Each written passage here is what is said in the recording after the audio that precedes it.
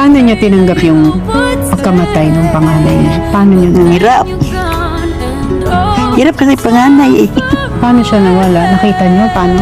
Maaga yun, nasa baba lang ako parang iba ang pakiramdam ko nga. Nagbasa na lang ako ng Bible para ano ba ako. Tapos dumating si Haset. Sabi niya, ma, ayaw biya ka kuan ha. Kalma ka lang. Yan, sabi niya, ma, wala na si kuya. Nung pumunta kami sa Pulinaria, lumabas na ako, hindi na ako lumapit. Anong ginawa niyo nung umuwi kayo? Doon ako umiyak. Naghanap kayo? ng damit niya. Ay, yung paghanap lang, hindi mo kaya yun.